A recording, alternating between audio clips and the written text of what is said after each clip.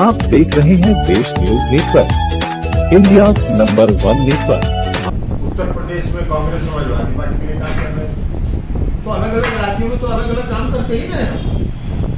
और इस समय वो उत्तर प्रदेश में कांग्रेस और समाजवादी पार्टी के लिए काम कर रहे थे। उस समय उन्होंने ये प्रस्ताव मुख्यमंत्री नीतीश कुमार जी को आकर दिया था कि आप अपनी पार्टी का विलय तो कांग्रेस पार्टी से कर लीजिए। हम भी उपस्थित हैं। मुख्यमंत्री जी ने कहा कि आप क्या बात कर रहे हैं, हम कहें अपनी पार्टी का विलय करने जाएंगे कांग्रेस पार्टी में। आप काम करना है कांग्रेस पार्टी का, आप काम करिए। उस समय प्रशांत किशोर सर कांग्रेस के लिए उत्तर प्रदेश के चुनाव में तो दुनिया सब जानती है, उत्तर प्रदेश के चुनाव में कांग्रेस और समाजवादी पार्टी का गठबंधन कर रहा है। कांग्रेस पार्टी का चुनाव के दौरान कैंडिडेट का सिलेक्शन कर रहे हैं।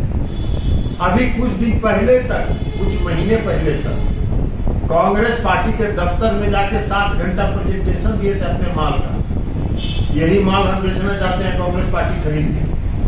कांग्रेस पार्टी ने कहा कि आपका माल बिकाऊ नहीं है, आपका माल रिजेक्टेड है, तो हम नहीं खरीदेंगे। तो आप घूम रहे थे। उसके बाद आप नीतीश जी के यहाँ आए मार्च में, और नीतीश जी को आपने प्रस्ताव दिया कि हम आप ही के साथ काम करना चाहते हैं।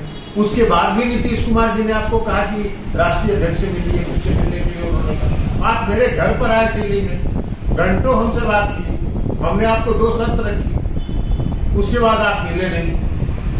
और अब पवन वर्मा जी के थ्रू तो किसी और के थ्रू फोन फान कराते रहते हैं।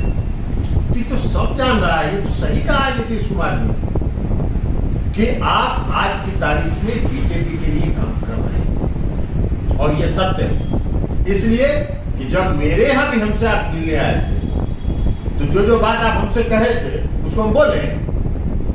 सर उस समय आपको भी ऑफर दिए गए थे क्या? अरे हमको ऑफर उन्होंने दिया, हमको कहा कि उन्होंने आप मंत्री बन जाइए, फलना नीतीश जी को हम मेडिएट कर देते हैं भारतीय जनता पार्टी से। हमने कहा हमको ना मंत्री बनना इसका शौक है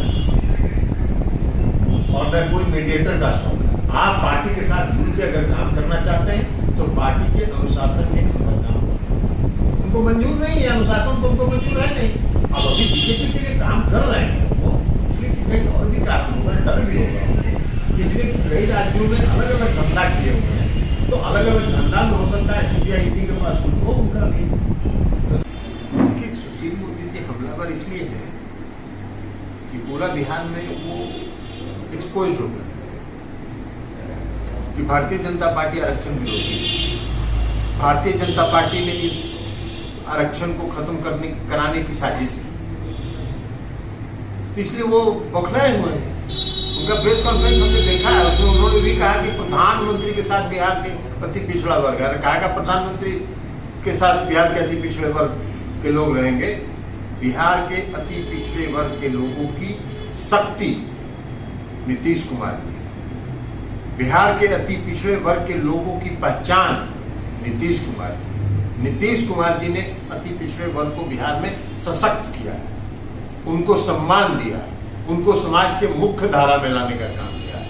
वो क्या के लिए देखेगा इस देश के प्रधानमंत्री जी को? प्रधानमंत्री जी मोदी जी, श्री सुशील मोदी जी तो दोनों है। एक बार तो कहे थे सुशील मोदी जी कि एक मोदी के रहते दूसरा मोदी का बिहार में क्या जरूरत है। तो हम श्री सुशील मोदी जी से कहना चाहते हैं, पूछना चाहते हैं, नरेंद्र मोदी जी देश के आदरणीय प्रधानमंत्री जिस समाज से आते हैं वो गुजरात के पिछड़ा वर्ग में था क्या? नहीं था। जब श्री नरेंद्र मोदी जी गुजरात के मुख्यमंत्री बने तो उन्होंने अपने समाज को पिछड़े वर्ग में शामिल किया, और भारतीय जनता पार्टी का चरित्र, चेहरा और सोच आरक्षण विरोधी है। आप आरक्षण को समाप्त कराना चाहते हैं, गुजरात में आपने समाप्त करा दिया। आप क्यों नहीं सफाई देते हैं?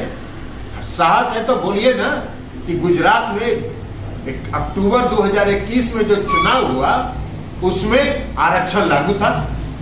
आप बोलिए अगर आपको ये साहस है तो। और अगर आरक्षण लागू नहीं था तो ये साबित होता है कि भारतीय जनता पार्टी आरक्षण विरोधी है, और बिहार में भी उसने साजिश करके अति पिछड़े वर्ग के आरक्षण को समाप्त कराने की साजिश कर रहे हैं। लेकिन एक बात जरूर है, वो जान लीजिए, नीतीश कुमार जी अति पिछड़े वर्ग के ताकत है, और जब तक नीतीश कुमार जी हैं अति पिछड़े वर्ग के हितों के साथ कोई समझौता नहीं।